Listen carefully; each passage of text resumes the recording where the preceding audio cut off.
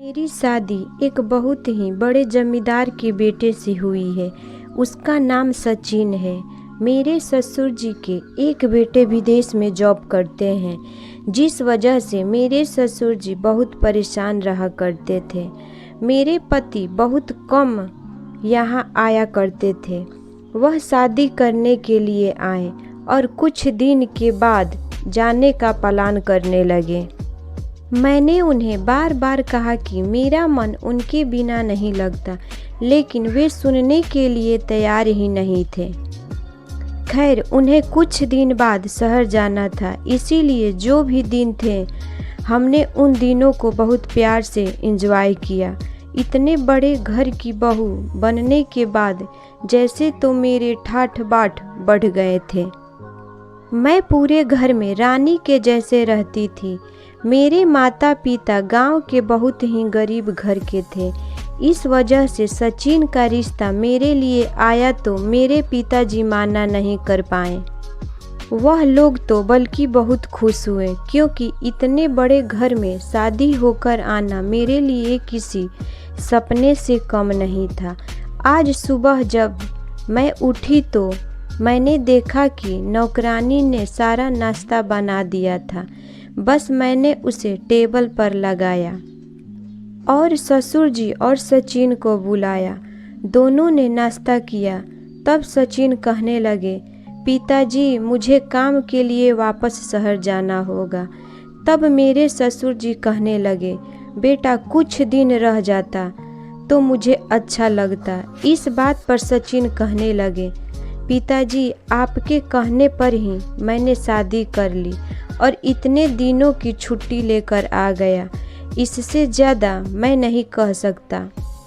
इतनी अधिक पढ़ाई मैंने किस लिए की है? आपको तो पता है मेरे बिना मेरा बिजनेस ठप हो जाएगा। मैंने तो करियर बनाया है, उसे ऐसे ही नहीं छोड़ सकता। तब ससुर जी कहने लगे, ठीक है बेटा, जैसे तेरी इच्छा। और फिर सचिन कुछ दिन बाद वापस शहर लौट गए थे।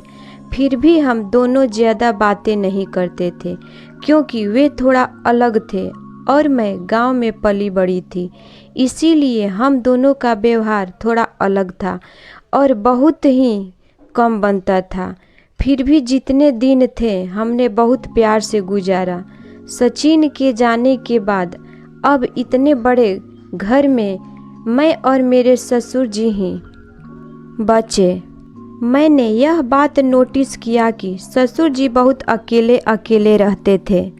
वह किसी से ज़्यादा बात भी नहीं करते थे। एक दिन वह किसी से फ़ोन पर बातें कर रहे थे। मैंने इतना कहते हुए सुना कि मैं इस खालीपन से परेशान हो गया।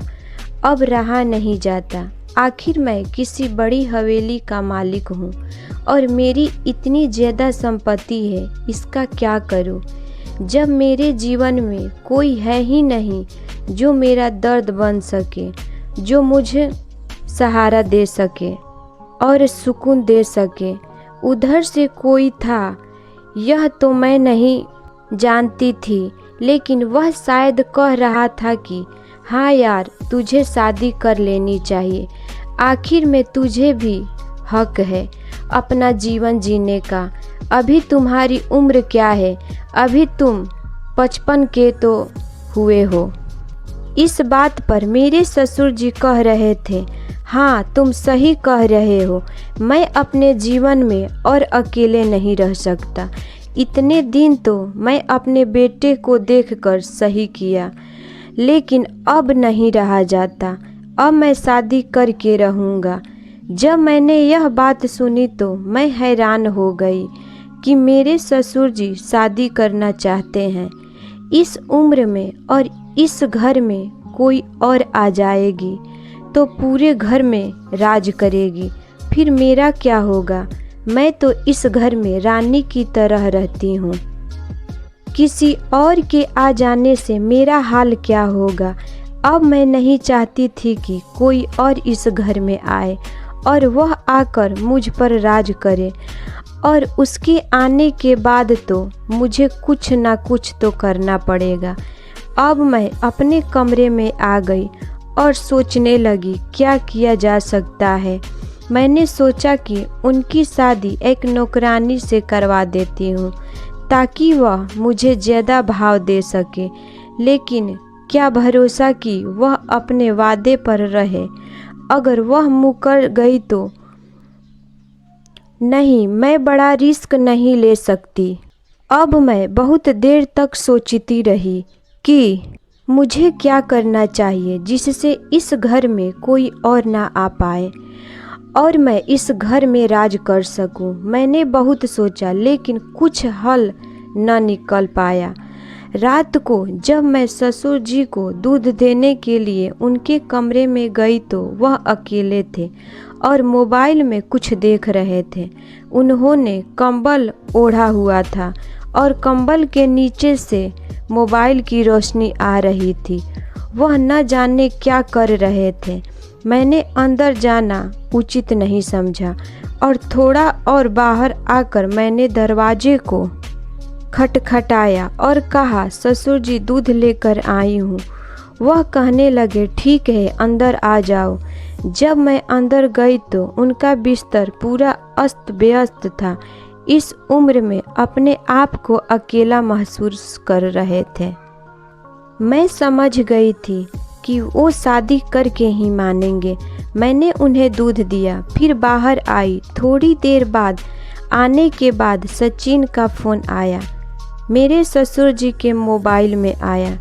ससुर जी, बेटा तुझे मैंने सुबह एक बात कही थी। तो सचिन बोला, हाँ पिताजी कहिए। तब मेरे ससुर जी ने कहने लगे, बेटा मैं शादी करना चाहता हूँ क्योंकि मुझे बहुत अकेलापन महसूस हो रहा है। मेरा एक दोस्त है जो इस उम्र में भी शादी करके बहुत खुश है। मैं भी चाहता हूँ कि अब आगे की ज़िंदगी भी किसी के साथ बिताऊं। सचिन कहने लगे, पिताजी आपने यह बात कहने के लिए मुझे फ़ोन किया था। आपको पता है ना मैं कितना बिजी रहता हूँ। तब ससुर जी कहने लगे, तो तुमसे बात कब करूँ? दिन में करूँ तो तब भी बिजी, रात में करूँ तो भी बिजी। अब सचिन कहने लगे, जो करना है करिए पर मुझे परेशान मत करिए, मैं अर्जेंट मीटिंग में हूँ। इतना कहकर सचिन ने फ़ोन कट कर दिया।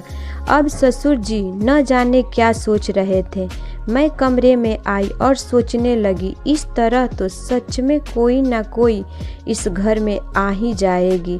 फिर मेरा क्या होगा? सचिन तो मुझ पर ध्यान भी नहीं देते ठीक से, सारा दिन अपने काम में पड़े रहते हैं। एक ससुर जी हैं, वह भी अगर शादी कर लेंगे फिर तो मैं कहीं की नहीं रहूँगी। मुझे किसी तरह उनकी शादी रोकनी होगी और अगर इस घर में राज करना है तो मुझे कुछ ना कुछ करना ज़रूरी है। तब मैंने एक तरकीब सोची जिसके लिए मैं किचन में आई और अपने यह पानी बोतल से निकाल कर पीने लगी और जानबूझकर वहीं गिर गई। मैंने जोर से चिल्लाया। मेरी आवाज़ सुनकर ससुर जी दौड़ते दौड़ते किचन में आए। उन्होंने कहा, क्या हुआ बहू? तब मैं बोली, ससुर जी पता नहीं कैसे मेरा पैर फिसल गया, मैं पानी लेने आई थी।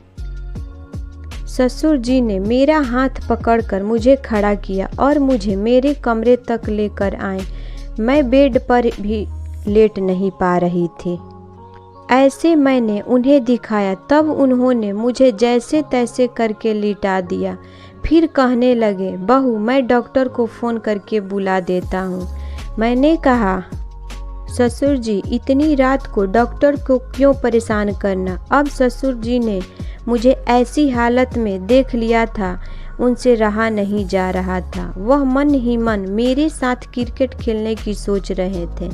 फिर उठकर जा ही रहे थे कि मैंने उन्हें रोक दिया। मैंने कहा, ससुर जी मैं जानती हूँ आप अकेलापन से लड़ रहे हो और जिस तरह आप दिन काट रहे हैं मैं भी वही महसूस कर रही हूँ। सचिन को गए 1 महीना हो गया है, वह मुझसे ठीक से बात भी नहीं करता। आप समझ रहे हैं ना फिर मेरी बातें।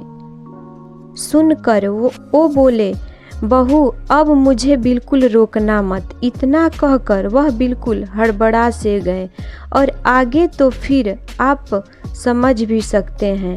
हम करीब 2 घंटे मैच खेलकर हम दोनों थक गए थे और अब हम दोनों बातें करने लगे। ससुर जी कहने लगे, बहू तुम्हें पता है मैं कई सालों से अकेलेपन से गुजर रहा हूँ। मुझे समझ नहीं आ रहा था मैं क्या करूँ। इधर मेरे बेटे की उम्र हो गई थी शादी की, इसीलिए मैंने कभी भी अपनी शादी के बारे में नहीं सोचा। अब जब उसका हो गया था तो सोच रहा था कि खुद शादी कर लूँ, लेकिन जो पल बहुत तुमने दिए हैं जिसके बाद मैं शादी नहीं करना चाहता। अब मैं बहुत खुश हूँ। यह सुनकर मेरे दिल को तसल्ली हुई। कम से कम अब आकर सब कुछ सही हो गया था। अब मुझे किसी से डर नहीं था। वह कहने लगे, तुम्हें पता है हमारी तिजोरी में पशुतैनी कितनी सारी चीज़ें हैं। आओ मैं तुम्हें दिखाता हूँ। अब वह मुझे अपने साथ लेकर गए और हमारे पूर्वजों के रखे सारे धरोहर को दिखाया। एक पुरानी अलमारी थी जिसमें पूरा का पूरा अलमारी पैसों से भरा हुआ था। इतना सारा धन मैंने अपने जीवन में नहीं देखा था। ससुर जी के कहने लगे, मेरे दादा इस गांव के राजा थे। उन्होंने कभी भी यह बात नहीं बताई और ना ही हमें जताने दिया। पता है हमारे पूर्वज बहुत ज़्यादा रईस थे। उन्होंने हमेशा से यह बात बाहर आने नहीं दी, क्योंकि वह नहीं चाहते थे कि हमारे ज़्यादा दुश्मन पैदा हो। अब तो मेरी आंखें फटी की फटी रह गई थी। मैंने कहा शुक्र है जो मैंने सही समय पर सही काम कर दिया, नहीं तो यह सब तो हाथ से निकल जाना था। यह कहानी आपको कैसी लगी? अच्छी लगी हो तो लाइक करें, सब्सक्राइब करें।